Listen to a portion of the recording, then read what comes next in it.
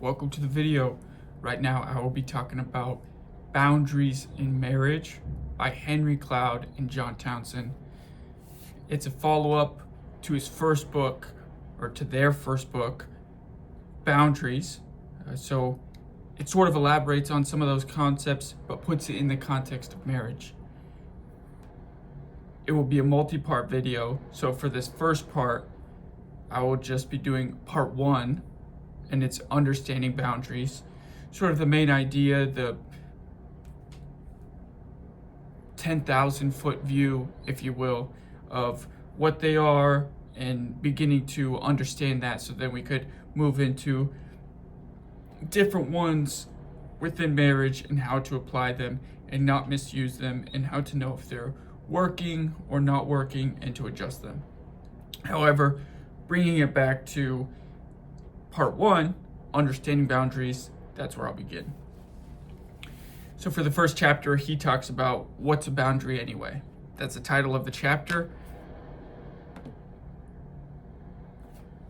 If you watch the first video, if not, it sort of goes along that lines. It might elaborate on it a little bit. I think that one really gives you the understanding of the concepts.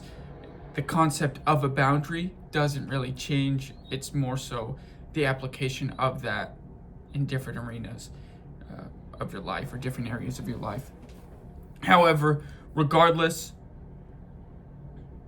I'll go over it right now. A boundary is a property line. Within marriage, it's meant to show what belongs to you and what belongs to your spouse. Not just physical, tangible property, not money, not necessarily that stuff. That's more so a prenup, that's an attorney. If you don't have a prenup, the state of Wisconsin already has one. I think the state of Wisconsin is 50-50, whatever you come in before, that's what you got to keep, but everything after that is split 50-50. However, back to boundary within marriage, it's your feelings, your choices, your responsibilities, your values, your actions. Now, hopefully, your values are aligned. I think a relationship without your values being aligned is going to be very difficult. You're responsible for yourself, and you cannot control your spouse. If your values are aligned, you'll be going in the same direction. That doesn't mean there won't be conflict. That doesn't mean there won't be disagreement. That simply means hopefully you have the same goal. How you get there, that's going to be where the conversation and the negotiation happens. Boundaries aren't walls, though. They operate and serve within relationships.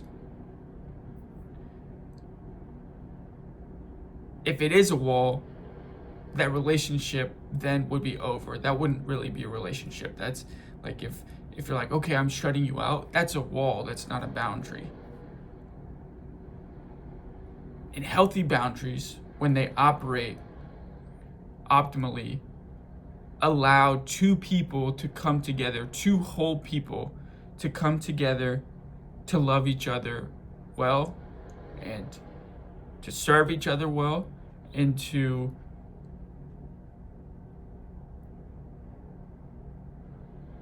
allow themselves to be more free within the relationship.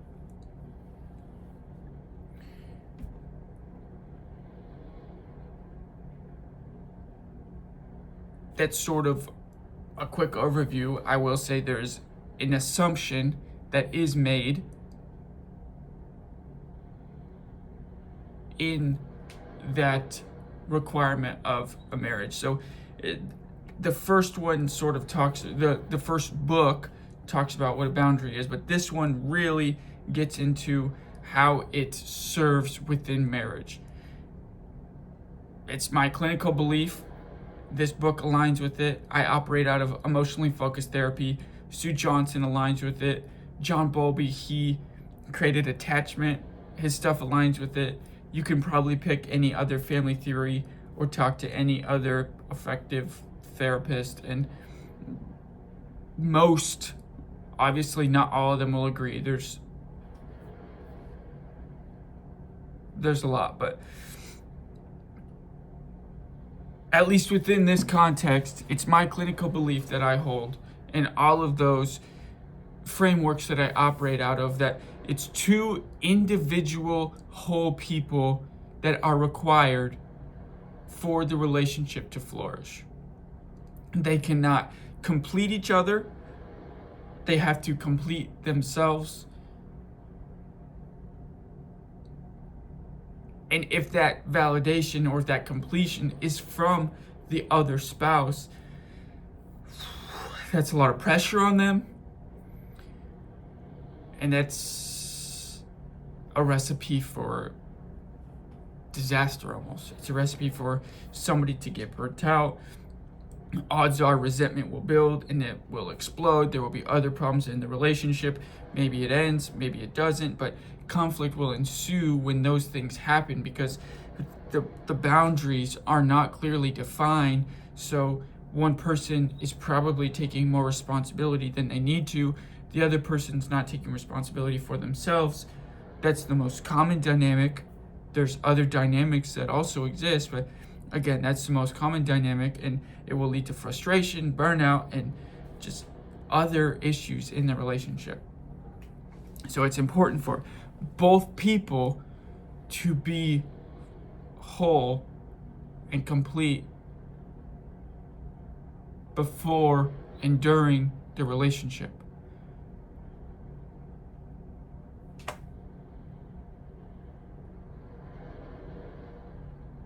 To conclude that first chapter, I would say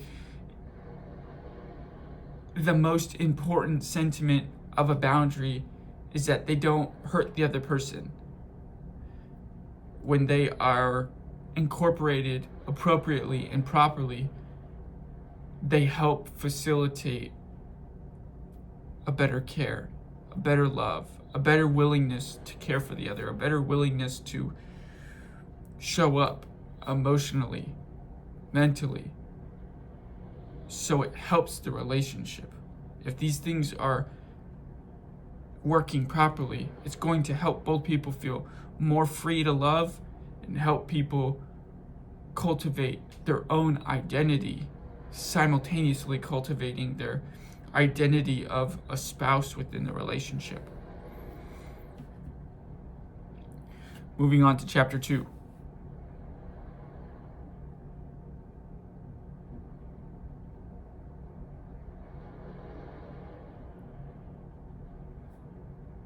Boundaries are important within a relationship. Within a marriage, no question. They're important in every other relationship as well. I had a professor in my undergrad, and he gave me a lot of literature on some that he wrote. I enjoy reading his work. He gave me something about generative care or generative relationships, and that is just the idea or the concept that a relationship, when they are optimally operating, they serve both people. Both people's needs get met. Both people's lives become better. It's not just a unilateral exchange. It's an equal exchange for both people to become better from that relationship. So boundaries, chapter 2 talks about, well, the title of it's, let's see, let me make sure I got the title right. Applying the 10 laws of boundaries to marriage.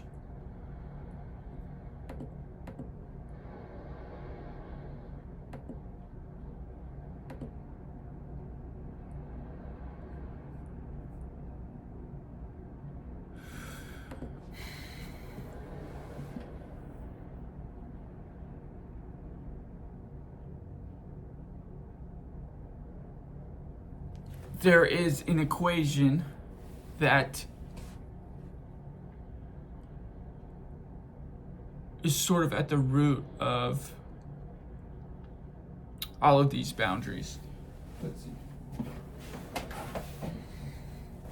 I got a whiteboard.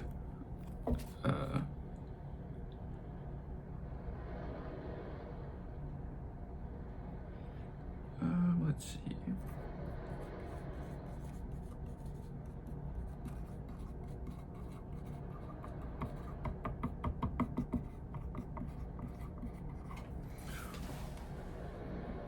Okay, maybe that's backwards, but over here it's freedom equals responsibility equals love.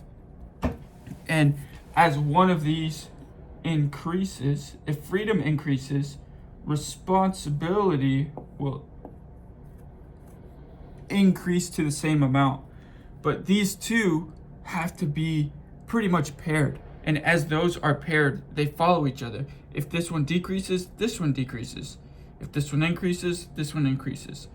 But whatever the amount of freedom is, will be whatever the amount of responsibility is, which equates to the amount of love, or the limit on the capacity for love. And that can grow. So love, the richness of love in a relationship can grow. And I do believe that, and that's why in relationships you can have people that maybe they've been together 40, 50 years and their love looks better than it did at the beginning of their marriage. However, the opposite of that can also be true. Let's say they weren't giving more freedom. They were being more controlling. They didn't grow in that. They didn't help each other. They weren't taking that responsibility on to water their relationship. Well, that also is an illustration of how people 20, 30, 40 years into the relationship can absolutely just hate each other. There's stories of, I lived in Tennessee, and there was a story I heard that was in the news where this couple tried to kill each other 7 different times, and they stayed married the whole time. So it's well, what kind of relationship do you want? Do you want that one where you guys try to kill each other throughout that 40, 50 years? Or do you want one that maybe isn't as erratic, but the richness of your love and the depth of your love for each other grows? That one's going to take more responsibility, more intentionality, more work. It doesn't mean it's not possible. Obviously, yes, sure, I'm 27. I'm not there yet. However, there's plenty of literature, there's plenty of documented stories and experiences that I can learn from, where I don't have to just figure it out before. I can read, okay, these people, this is what they did, this is what helped them. Maybe I personalize it to myself of, okay, I like this one or not like this, these different habits and rituals within my relationship, to get to that place of 40, 50 years from now that my marriage looks better than it did today. The love I have for my wife looks better than it does right now, or it feels deeper and richer, and there's more freedom and more trust, and all of that comes with intentionality. Really, what is your role? And it's sort of back to the idea of boundaries. What is your role? What are you in charge of facilitating? What are you in charge of tending to so that does grow? You can look at the relationship you want at the end of your life and work backwards, deconstruct it, reverse engineer it. So, okay, that's how they got there. Let's look, what does it take? There's a divorce attorney I like. He's pretty popular, James Sexton. He's in New York City, and you could probably find his content anywhere, but you could take his material and say, okay, this is how somebody gets to divorce. What does it look like? What do I need to be doing now to divorce proof my marriage to? His needs, her needs is tackling the same concept. What can I do now so that I don't even go in that direction to prevent me from getting there? And I think that's the intentionality that this content and this material and boundaries and me as a marriage and family therapist associate is pushing towards. What I work with clients towards is, okay, how can we just not let things happen to us? How can we be more proactive and intentional about what we do to contribute to the life or the relationship that we want?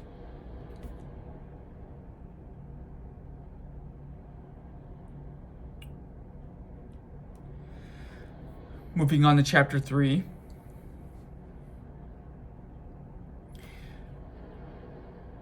The title is Setting Boundaries with Yourself. It tackles the idea that where it starts and kind of in a way where it stops. We are a big agent of change in this equation. How we handle ourselves is all we can do, and how we carry ourselves is what we're responsible for. Our emotions, our reactions, our choices, our habits, our communications, how intentional we are. Are you making your spouse feel seen, loved, significant? Are you making them feel like they're chosen, like they're special? The whole thing, I mean, this goes back to, there's a comedian I like, John Christ, and he talks about how the only control that God tells you to have is of the self-control. That's one of the fruits of the Spirit. And that's, again, what this pushes towards is self-control is the prerequisite for all of this to occur. If we're not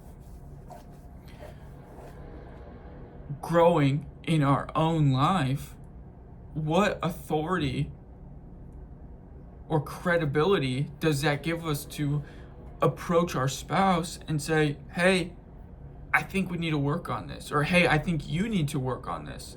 That's an even tougher one to go down, and that can only be a productive conversation when you're also trying to actively work on that. When you approach it with compassion and say, hey, I have been working on this. I think this is something we got to work on together. I think this is your part in it, in the equation, and I think this is my part in it, and I think this can only we can only get to a place where we want to go if we tackle this together. And that's the whole thing. I mean, I think that's, if you don't want to be a team with your spouse, I don't know what you're doing. What's the point of being married? I'm not saying get unmarried or divorce. I am pushing for, all right, well, there's probably a few things you got to work on.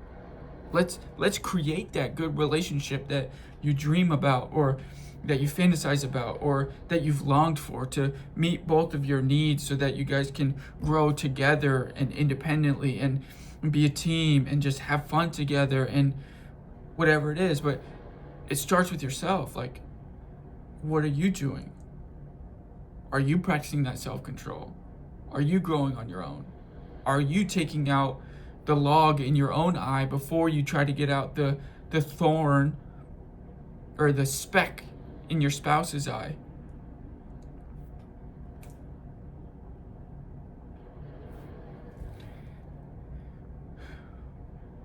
Well, that is our time. That is part 1. It goes over what's a boundary, how it's applied,